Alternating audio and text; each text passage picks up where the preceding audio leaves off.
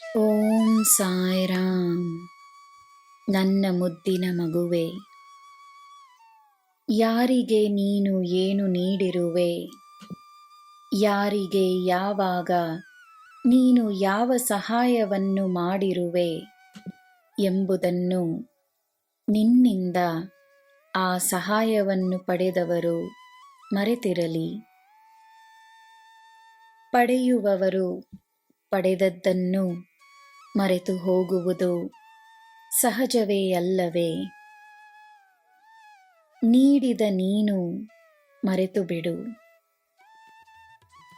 ಒಳ್ಳೆಯದನ್ನು ಮಾಡಿ ಒಳ್ಳೆಯದನ್ನು ನೀಡಿ ಮರೆತು ಹೋಗುವುದು ಪುಣ್ಯವೇ ಆಗಿದೆ. ಏಕೆಂದರೆ ಅದರಲ್ಲಿ ನಾನು ಎಂಬುವ ಭಾವನೆ ಇರುವುದಿಲ್ಲ. ಸೇವೆ ಮಾತ್ರವೇ ಅದರ ಉದ್ದೇಶವಾಗಿರುತ್ತದೆ.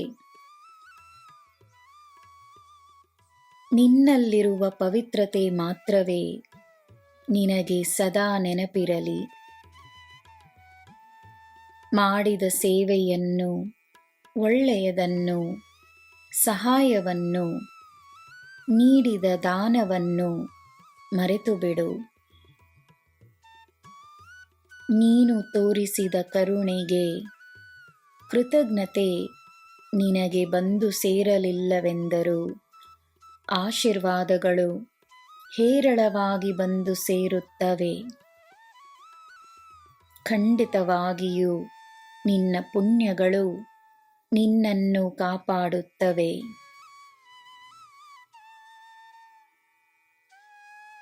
ನಿನ್ನಲ್ಲಿರುವುದು ಸಾಧಾರಣ ಶಕ್ತಿಯಲ್ಲ. ನೀನು ಎಲ್ಲರ ಹಾಗೆಯಲ್ಲ. ನೀನು ಜನಸಮೂಹದಲ್ಲಿ ಒಂದಾಗಲು ಜನ್ಮಿಸಿಲ್ಲ. ನೀನು ಅನನ್ಯ, ನೀನು ಶ್ರೇಷ್ಠ. ನೀನು ಈ ಸಾಯಿಯ ಮಗು. ನನ್ನ ಮಗುವೆ, ನಿನ್ನದೇ ಆದ ಒಂದು ಪ್ರಪಂಚವಿದೆ ಎಂದು ನಂಬು.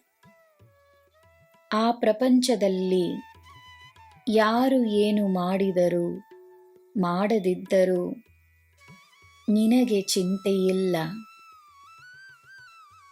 ನಿನ್ನ ಕೆಲಸದ ಮೇಲೆ ನಿನಗೆ ಅಪಾರವಾದ ಭಕ್ತಿ ಇದೆ.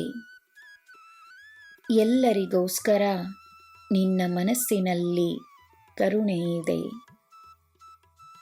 ಅದೇ ನಿನ್ನ ಸಾಯಿ ಪ್ರಪಂಚ.